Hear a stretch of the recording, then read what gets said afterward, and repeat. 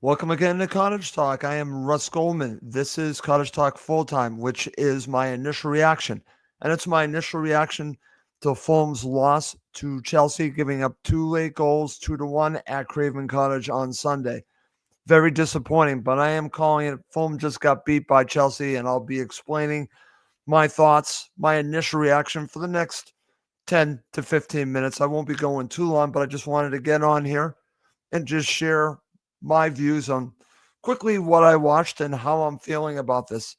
Obviously disappointed, and I'll share in more details on that when I go to my final thoughts. But my initial reaction is this.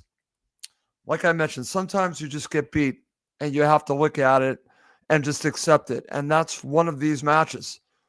Fulham were by far the better side in the first half, up a goal, should have probably been up by more, and maybe that comes back to bite them in the second half, obviously. Chelsea, by far the much better side in the second half, came up with a much more intense approach in the second half, similar to how Fulham played in the first half. And that first goal was coming. The second goal was just a great goal, and Fulham go down and they get their revenge because Fulham actually did the reverse earlier in the season at Stamford Bridge, and so now Chelsea get to do it to Fulham. And like I said, here's my initial reaction. First of all, I'm going to give credit to Chelsea. I know that hurts people. They're like, no, you can't do that. I'm like, yeah, it's my show. I can do whatever the hell I want. So I'm going to give credit to Chelsea because when my team loses, I don't care which team it is, I look at the match and I'll give credit to the opposition, especially in a case like this when they deserve it. They definitely deserve to win based on the play in the second half. Fulham did a lot in the first half, and they'll look back at it and be disappointed that they got nothing from this, especially when you give up two late goals. But I start by giving credit to Chelsea, and then I'm going to follow it up by saying this. I cannot fault the effort. I cannot fault the intensity that Fulham gave here. I'm looking at it. I'm watching the match. And I think that there have been several matches where I can point and just blame Fulham for this and that. I'm not going to do it on this show. I'm just not going to do it. I'm going to look at what they did, and I'm going to just accept that Chelsea beat them. And I've already seen the comments. Fulham were terrible in the second half. Well, I'm going to say it. The reason why they were disappointed in the second half is because of Chelsea. It takes two to tango. So you have to give credit to the opposition. If people don't want to do that, that's on you. That's not how I'm going to do it. If you're looking for me to kill Fulham on this initial reaction, you can probably turn it off right now because that's not what I'm going to do. I'm just going to go through exactly what happened, and then I'll share my final thoughts, and we'll talk about what comes next.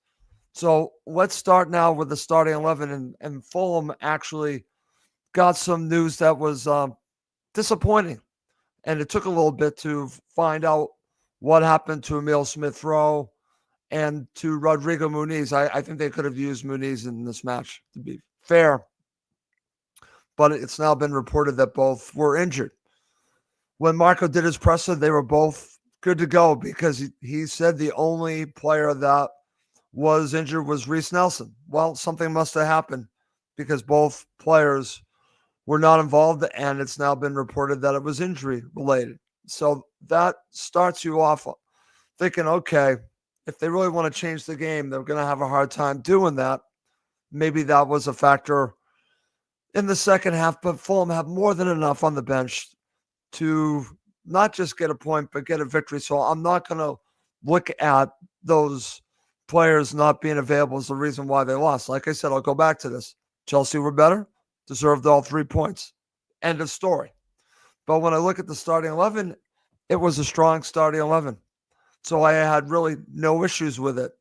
As we saw during the match, some of the players were getting tired. You saw that from Kenny Tete. He gave you all that he had, but needed to be subbed off. Maybe you could say the same thing for Ryan Sessa and a few of the players, but I don't have any issues with that starting 11. Good enough to start the match, good enough to see this team to a victory. It just wasn't meant to be in this match. So when I look at the first half, like I said, Fulham came out of the blocks extremely fast, and it looked like Liverpool all over again. Pressing, making Chelsea uncomfortable. The only issue, and I was thinking to myself at the beginning of the match, to keep that intensity up. And I think we saw that when you give that kind of effort, it can hurt you in the second half because you've exerted so much. But we saw that in the first half. That's why maybe not getting that second goal in the first half probably was the undoing that we saw in the second half because they put in so much effort. They played, I thought, phenomenal in the first half. So we could talk about how badly they played in the second half, but I want to give a lot of credit to Chelsea for that. The first half played well, maybe not at the same level that they did against Liverpool, but not that far off. They just didn't score the goals. They got the one goal, and let's talk about that goal from Alex Iwobi. And again, this is an effort goal. This starts from Ryan Sessegnon getting the ball off of Reece James, and next thing you know, Iwobi puts the ball in the back of the net. And oh, by the way, Fulham actually had a goal that was reversed because there was an offside, and that was obvious. But it shows the intensity Fulham came to this match with, and they brought it for the entire first half. Unfortunately for them, they could not get that second goal, and we've seen this several times. And Fulham are just not a team that can keep clean sheets against a team like Chelsea. It was almost inevitable that they would give up a goal. I didn't see them giving up 2 goals, but they did very late. But maybe that has something to do with how much they exerted in the first half because they gave it their all. And that's the one thing that I want to say before I go on any further. And if you don't like what I'm about to say, I don't know what to tell you, but I'm proud of Fulham Football Club. I'm proud of the effort. I'm proud of the intensity. Fulham just got beat. So you're going to be probably listening to a lot of stuff, listen to a lot of talk about how poor Fulham were, this and that, stuff that's written. I want you to remember what I'm saying right here. Fulham just got beat. It happens. Sometimes your team just simply loses. Tough spot, obviously a lot on the line, and they just got beat. It hurts, but the effort was there. If the effort wasn't there, then we have a whole different conversation. The effort and what the players put out, the intensity. I want to give Andres Pereira a lot of credit. He ran his socks off. Obviously, Jimenez did as well. He ran his race. He just ran out of gas. And that's why the loss of Muniz probably hurt a little bit. But I want to give Vinicius some credit. He gave Fulham something in the end. So Fulham go into the half up 1-0. And I'm thinking what we need to see from the second half is a similar intensity. But you know what we saw at the very beginning? We saw the intensity coming from Chelsea. So now it really becomes about flipping the switch for them. A tale of two halves. And the second half was all about Chelsea.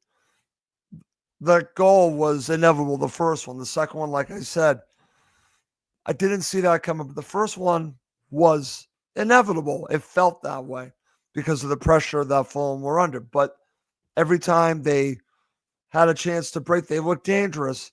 But I think that they were pretty spent. They put in a lot of effort into that first half and only having that one goal, I truly believe affected them in the second half. But that's not going to take away from what Chelsea did because they were very dangerous. They were creating a lot of opportunities. And eventually they get the goal from their substitute. George comes on and scores late in the match and makes it 1-1. And my fear is that we're now going to have the reverse. Of course, that's what ends up happening to what happened at Stamford Bridge. That's exactly what happened. But he scores. Everyone's probably very upset. But if you're being honest, you watch the match, you can see it coming. So now it's 1-1. And I'm just thinking, let's just get a point, something to build on. Let's just get a point. Let's get out of there with a point. And Fulham made several substitutions. Marco made several. And I thought they were going to create one more opportunity. Unfortunately, Chelsea did.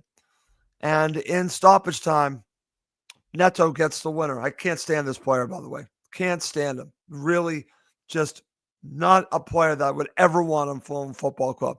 I don't care how talented he is. I don't like this player. But he scores a great goal. It's a moment of magic for them. He gives them the victory.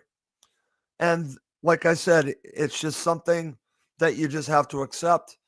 My teams lose, if it's the Patriots, if it's the Celtics, if it's Fulham, as long as my team gives the effort and gives it everything that they can, then I just have to look at it and say they just got beat. This is one of those matches. So that's the way I'm looking at it. And I will give Chelsea their credit. I know some won't. They'll just blame it on a poor second half. And I'll just leave you with this before I go to my final thoughts. I'll say it one more time. There's a reason why Fulham were poor in the second half. It was Chelsea. Okay. Coming up next to end this quick episode, I'm going to share my final thoughts. Okay, so these are my final thoughts on Fulham's 2-1 loss to Chelsea. Very disappointing. And I'm sure, like I said, I'll go on social media. I'll hear Europe is gone, all this and all that. And listen, it could very well be. But they're not out of it yet. And I'll just watch every match for the rest of the season and hope that they get more points. And we'll see how it all plays out. They've dropped 2 matches where they had opportunities in both. This one, I think this was one that they'll look back at and be disappointed that they did not win it. You could say, take a point, right? I was saying that, but they could have won this match. You go into like 80 plus minutes into it, still winning, and you give up 2 late goals. Very disappointing. But like I said, I look at it more of what Chelsea did than what Fulham couldn't do. Because as I said with Jimenez and Tete, I think the players ran their race. They gave their effort, and they deserve credit for giving their effort. My final thoughts is that I'm proud to be a Fulham supporter. Win, lose, or draw, I come on here and I talk about the team. And I'm disappointed that they lost, but I'm not disappointed in what my team put out there today. They put out an incredible effort. They tried to win this match. The crowd was behind them. It just wasn't their day. It was Chelsea's day. And sometimes you have days like that. And that's how I'm going to end this episode. My name's Russ Coleman. Thank you as always for watching and listening to Cottage Talk, part of the Talk Sport Fan Network.